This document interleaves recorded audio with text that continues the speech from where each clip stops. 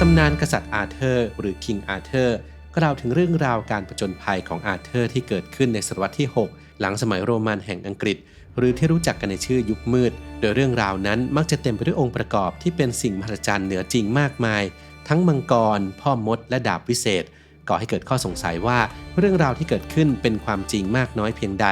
แต่หลังจากผู้เชี่ยวชาญได้พบข้อเท็จจริงที่น่าสนใจว่าบุคคลกลุ่มหนึ่งที่ปรากฏอยู่ในตำนานนั้นมีตัวตนอยู่จริงในประวัติศาสตร์ซึ่งจะเป็นใครบ้างนั้นติดตามไปกับ 7 ตัวละครในตำนานกษัตริย์อาเธอร์ที่มีตัวตนอยู่จริงในประวัติศาสตร์กันครับ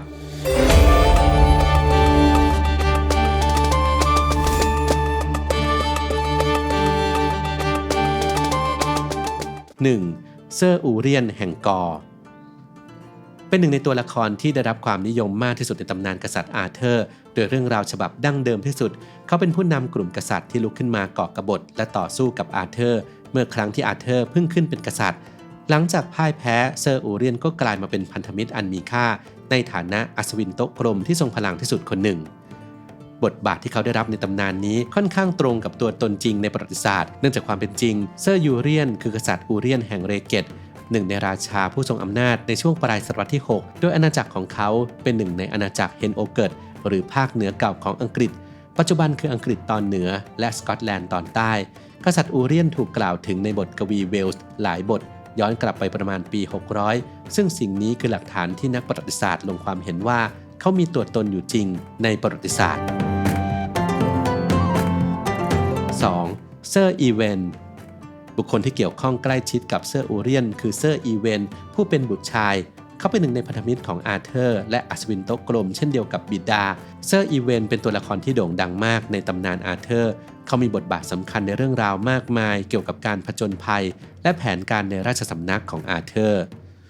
ตัวตนจริงของเซอร์อีเวนสามารถระบุได้อย่างชัดเจนว่าเป็นบุคคลในประวัติศาสตร์ชื่อโอเวนบุตรชายของกษัตริย์อูเรียนแห่งเรเกตซึ่งเขากับบิดาเคยร่วมกันต่อสู้กับพวกแองเกิลที่ย้ายมาตั้งถิ่นฐานใกล้ชายแดนอังกฤษและสกอตแลนด์หลังจากการล่มสลายของจักรวรรดิโรมันช่วงปลายศตวรรษที่ 6 ก่อนจะขึ้นครองราชย์เป็นกษัตริย์เพียงไม่กี่ปีด้วยอีกสิ่งหนึ่งที่เหมือนกับบิดาคือผู้เชี่ยวชาญยืนยันว่าเขามีตัวตนจริงจากการถูกกล่าวถึงในบทกวีของเวลส์ที่มีอายุย้อนกลับไปประมาณปี 600 3. ทาลีซีนบทกวีเวลส์ที่กล่าวถึงอูเรียนกับโอเว่นคือผลงานการประพันธ์ของทาลีซีนกวีมืออาชีพที่เข้าไปรับใช้ในราชสำนักของทั้งสองอยู่ช่วงเวลาหนึ่งทาลีซีนเป็นกวีผู้ร้องเพลงสรรเสริญเหล่ากษัตริย์ในช่วงแรกๆของอังกฤษระหว่างการสิ้นสุดการปกครองของโรมันและการตั้งถิ่นฐานของแองโกลแซกซอนเหตุที่นักวิชาการส่วนใหญ่ในปัจจุบันยอมรับว่ากวีผู้นี้มีตัวตนอยู่จริงเนื่องจากทาลีซีนถูกกล่าวถึงใน The History of Britons เอกสารที่อ้างว่าเป็นประวัติศาสตร์อังกฤษตอนต้นที่เขียนขึ้นหลังจากเขาเสียชีวิตไปไม่ถึง2 ศตวรรษอีกทั้งในปัจจุบันผลงานของเขาก็ยังคงปรากฏอยู่ในรูปแบบต้นฉบับภาษาเวลส์ช่วงยุคกลางที่ชื่อ Book of Taliesin ส่วนตัวตนในตำนานกษัตริย์อาเธอร์ทาลีซีนเป็นตัวละครที่เคยรับใช้อาเธอร์อยู่ช่วงหนึ่งทั้งยังเป็นหนึ่งในไม่กี่คนที่ร่วมเดินทางไปยังแอวาลอนเพื่อรักษาบาดแผลของอาเธอร์นอกจากนี้ประเพณีของชาวเวลส์บางประเพณียังมีการอ้างถึงความสัมพันธ์อันใกล้ชิดระหว่างทั้งสอง 4. คอนสแตนตินแห่งดัมโนเนียในตำนานเขาคือผู้ที่ได้รับการเสนอชื่อให้เป็นผู้สืบทอดของอาเธอร์ตามประเพณีโดยหลังจากอาเธอร์ได้รับบาดเจ็บสาหัสจากยุทธการที่แคมลานเขาได้แต่งตั้งให้คอนสแตนตินเป็นผู้สำเร็จราชการแทนในช่วงที่เขาถูกนำตัวไปรับการรักษาที่เกาะศักดิ์สิทธิ์แอวาลอนแต่อย่างที่ทราบกันว่าอาเธอร์ไม่เคยได้กลับมาอีกเลยคอนสแตนตินจึงยังคงครองราชย์เป็นกษัตริย์ต่อไปจนกระทั่งเสียชีวิตเรื่องราวของคอนสแตนตินที่กล่าวไปข้างต้นไม่ได้เหมือนกันในทุกเวอร์ชั่นแต่ส่วนใหญ่ก็จะเหมือนกันโดยเวอร์ชั่นแรกสุดที่เจฟฟรีย์แห่งมอนมัธเป็นผู้เขียนขึ้นในคริสตวรรษที่ 12 ชื่อ Historia Regum Britannia คอนสแตนตินถูกเรียกว่าเป็นญาติของอาเธอร์ก่อนที่ต่อมาเขาจะกลายเป็นลูกพี่ลูกน้องของอาเธอร์ส่วนตัวตนจริงของตัวละครนี้สามารถระบุได้ว่าเป็นกษัตริย์คอนสแตนตินแห่งดัมโนเนียผู้ปกครองในประวัติศาสตร์อังกฤษช่วงศตวรรษที่ 6 ที่ถูกกล่าวถึงโดยกิลดัสนักเขียนร่วมสมัยที่วิพากษ์วิจารณ์คอนสแตนตินจากการที่เขาลงมือสังหารเด็กที่มีเชื้อสายราชวงศ์2 คนในโบสถ์แห่งหนึ่งซึ่งเหตุการณ์เดียวกันนี้ได้ไปปรากฏในตำนานของกษัตริย์อาเธอร์ด้วย 5. กิลดัส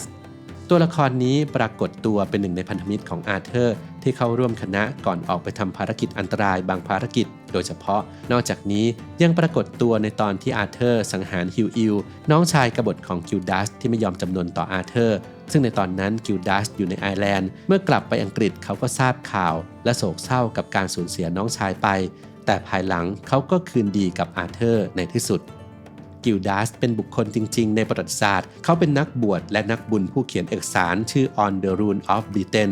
ซึ่งเป็นบันทึกเดียวที่ยังหลงเหลืออยู่จากอังกฤษในศตวรรษที่ 6 แต่ถึงอย่างนั้นก็ยังไม่ทราบข้อมูลแน่ชัดเกี่ยวกับครอบครัวของเขาเช่นเขามีน้องชายชื่อฮิวอิลจริงหรือไม่เนื่องจากในงานเขียนของกิลดัสเขาไม่ได้ให้ข้อมูลใดๆเกี่ยวกับภูมิหลังหรือครอบครัวของตนเองไว้เลย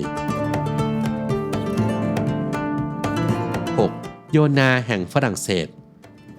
เป็นตัวละครรองในตำนานกษัตริย์อาร์เธอร์เขาปรากฏตัวเพียงครั้งเดียวในคาวิสและโอเรนนิทานเวลส์เกี่ยวกับอาร์เธอร์และอัศวินของเขาเช่นเดียวกับกิลดัสเขาถูกกล่าวถึงว่าเป็นหนึ่งในพันธมิตรของอาร์เธอร์ในการผจญภัยเฉพาะเหตุการณ์จึงไม่มีการให้ข้อมูลเกี่ยวกับตัวละครมากนักนอกจากชื่อและสถานภาพในฐานะกษัตริย์แห่งฝรั่งเศสเท่านั้นนักวิจารณ์บางคนมองว่าโยนาแห่งฝรั่งเศสเป็นตัวละครที่สร้างขึ้นมาโดยเฉพาะอย่างยิ่งเมื่อฝรั่งเศสไม่มีอยู่จริงในศตวรรษที่ 6 แต่อันที่จริงแล้วในอดีตส่วนหนึ่งของฝรั่งเศสเคยตกอยู่ภายใต้การปกครองของอังกฤษนั่นก็คือดินแดนทางทิศตะวันตกเฉียงเหนือซึ่งในศตวรรษที่ 6 เคยมีผู้ปกครองคนหนึ่งชื่อโยนัสที่ปรากฏชื่ออยู่ใน Life of Saint Samson งานเขียนประเภทชีวประวัตินักบุญในยุคต้นที่มีคุณค่าทางประวัติศาสตร์โดยกล่าวไว้ว่าเขาถูกสังหารโดยพระเจ้าโควิสที่ 1 กษัตริย์แห่งชาวแฟรงก์พระองค์แรกด้วยเหตุนี้ผู้เชี่ยวชาญจึงลงความเห็นว่ากษัตริย์โยนัสก็คือตัวตนจริงของโยนาแห่งฝรั่งเศส 7. บูดิสต์แห่งบริตานีในศตวรรษที่ 6 บริตานีถูกแบ่งออกเป็นหลายอาณาจักรเช่นเดียวกับอังกฤษหรือบริเตนจึงไม่น่าแปลกใจที่กษัตริย์หลายองค์แห่งบริตานีจะปรากฏตัวในตำนานกษัตริย์อาร์เธอร์รวมถึงบูดิสต์แห่งบริตานีด้วยโดยเจฟฟรีย์แห่งมอนมัธกล่าวถึงบูดิสต์ใน Historia Regum Britannia เอาไว้ว่าเขาแต่งงานกับน้องสาวของอาร์เธอร์และโฮเอลบุตรชายของเขาได้กลายเป็นหนึ่งในพันธมิตรของอาร์เธอร์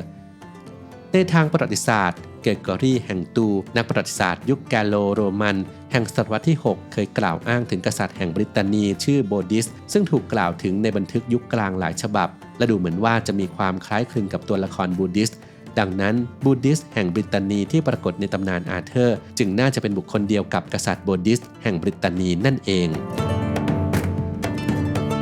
แม้ตำนานกษัตริย์อาร์เธอร์จะเป็นเรื่องราวที่ดูเหนือจริงแต่ก็เต็มไปด้วยตัวละครที่ได้รับแรงบันดาลใจจากบุคคลจริงในประวัติศาสตร์ทั้งที่เป็นกษัตริย์นักบวชหรือกวีและแม้ว่าบุคคลเหล่านี้จะไม่ได้เป็นคนรุ่นเดียวกันทั้งหมดแต่พวกเขาก็มีชีวิตอยู่ในยุคเดียวกันคือศตวรรษที่ 6 ซึ่งเป็นช่วงเวลาเดียวกับที่กษัตริย์อาร์เธอร์กำลังดำเนินเรื่องราวสุดอัศจรรย์ตามตำนานอยู่เช่นกันจึงกล่าวได้ว่าตำนานของกษัตริย์อาร์เธอร์แห่งอังกฤษได้บันทึกร่องรอยทางประวัติศาสตร์จำนวนหนึ่งที่เกิดขึ้นจริงในช่วงยุคมืดเอาไว้นั่นเองครับ